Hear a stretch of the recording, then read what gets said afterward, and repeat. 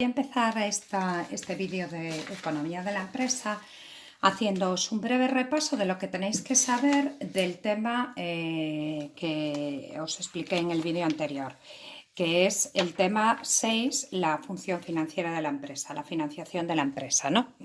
Tenéis que saber en qué consisten las fuentes de financiación, cuáles son las principales funciones que tiene un departamento financiero.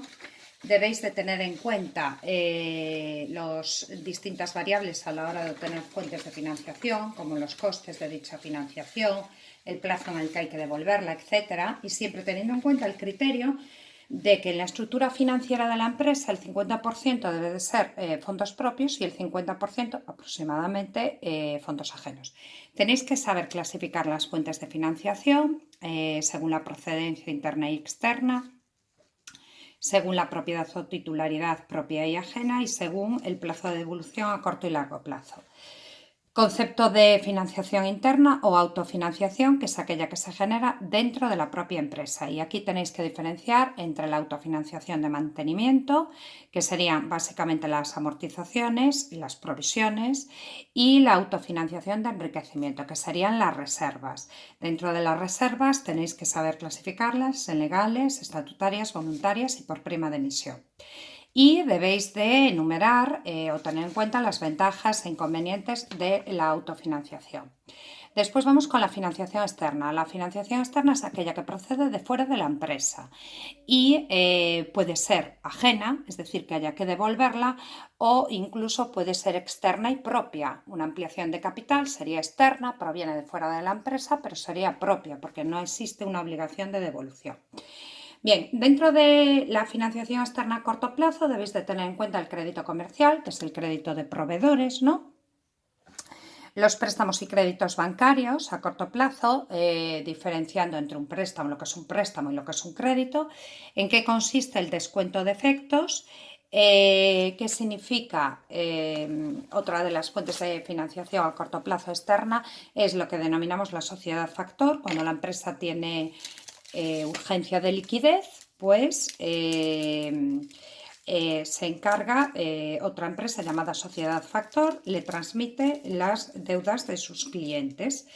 ¿Cuál es la ventaja? Que la ventaja es que te quitas de encima el riesgo de impago por parte de los clientes. El gran inconveniente, pues que tienen un coste muy elevado.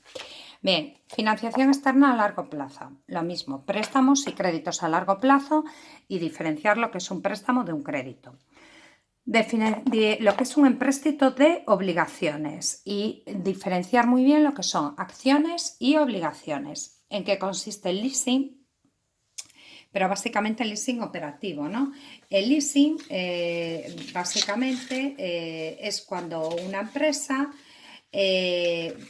adquiere, en lugar de comprar todos los elementos de inmovilizado que necesita, sin necesidad de recurrir a la financiación ajena o incluso a los recursos propios, pues utilizan este tipo de operación. Entonces, la operación de leasing es un contrato en el que el arrendador alquila un bien a una empresa que es la arrendataria a cambio de pagar unas cuotas por el alquiler. En este contrato, normalmente al final del mismo, existe una opción de compra por el valor residual del inmovilizado. El renting es un alquiler similar al leasing en el cual se comprometen a pagar cuotas por el bien alquilado donde se incluyen todos los gastos del mismo, pero no existe una opción de compra al final del contrato de alquiler. Bien, estas son fuentes de financiación externa y la ampliación de capital. La ampliación de capital, que es una de las formas que la empresa tiene para financiarse, ¿no? Sobre todo estamos hablando de las grandes empresas.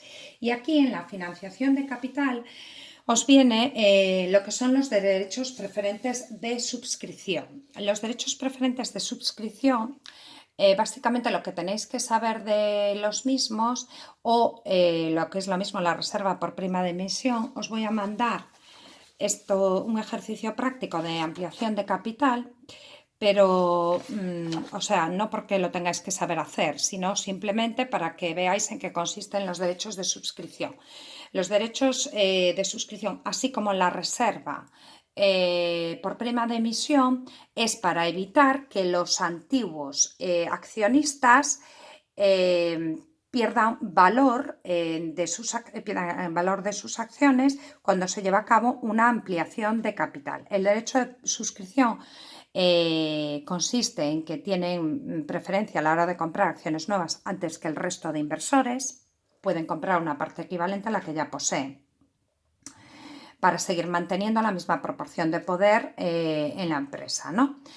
Y vuelvo a repetir, tanto la reserva por prima de emisión como los derechos preferentes de suscripción lo que pretenden es que no pierdan peso los antiguos accionistas en el valor de la empresa. Bien, tenéis aquí también los distintos valores de las acciones. Deberéis de saber nombrarlos y calcularlos, pero bueno, tampoco sí muchísima más, bueno, no es de lo más importante que debéis de saber, ¿no? Y finalmente, no os viene en el libro, pero os lo mando yo también a este archivo, lo que son las ventajas e inconvenientes de la financiación ajena. Recordad que la financiación externa y ajena normalmente solamente las grandes empresas tienen acceso a ellas. Para las pymes, pequeñas y medianas empresas, es muy difícil a veces el acceso a financiación ajena. Como principal ventaja, favorece la flexibilidad de la empresa, permitiéndolo actuar en cada momento de tal manera que pueda aprovechar los distintos tipos de interés. ¿Os acordáis del apalancamiento financiero que explicamos cuando estábamos viendo el tema de la situación financiera de la empresa? El inconveniente, pues evidentemente que esto tiene un coste, la financiación, y un endeudamiento elevado hace que la empresa pierda autonomía, ¿de acuerdo? Y vuelvo a repetir que para las pymes, para las pequeñas y medianas empresas, a veces es muy difícil la obtención de esta financiación.